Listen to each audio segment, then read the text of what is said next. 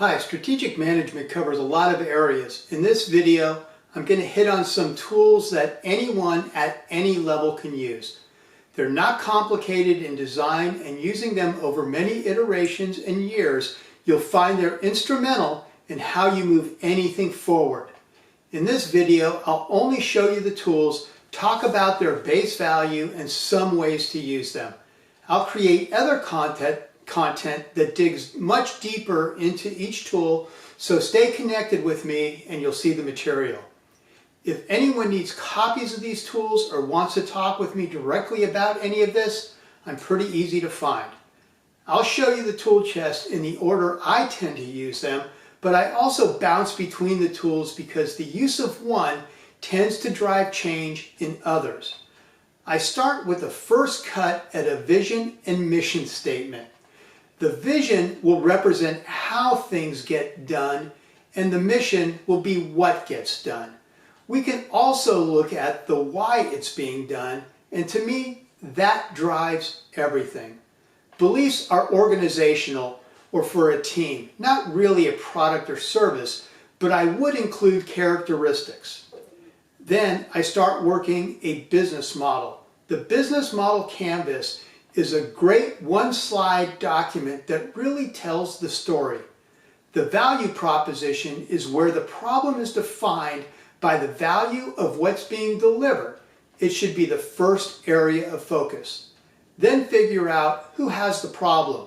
Move on to relationship management and delivery methods. People and activities can come next, and finish off with the money. This tool will generate a lot of thought and point out areas that need to be strengthened. The model will need tweaking as you navigate through other tools. Challenge yourself in the story being told, and areas changed as you learn more about the problem and the market. Using a SWOT analysis is where I start building a roadmap of strategic initiatives.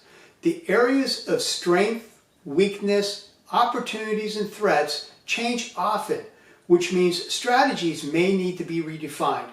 I work this tool every 10 to 18 months.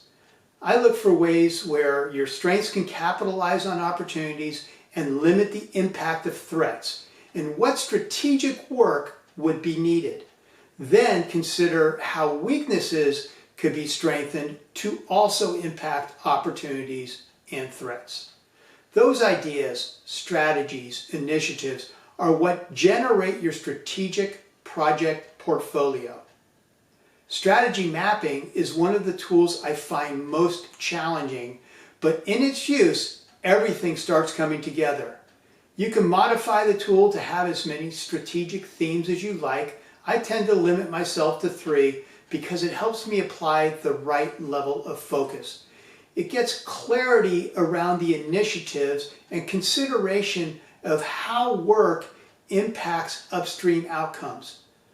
All I'll say is this tool looks easy, but don't underestimate the amount of iterations you'll go through before you feel you really have a grasp of it. Before I present this tool to a team, I take a first pass on my own, so when asking for their input, they have a visual to generate their thoughts, which feeds different ideas and makes the tool better. The next tool I get to a little later down the road. They're used more in alignment of branding and less strategic. A branding matrix brings together external and internal elements and aligns them with an organization or a team in how they compete, strategize, and how they communicate and interact with the world that they serve.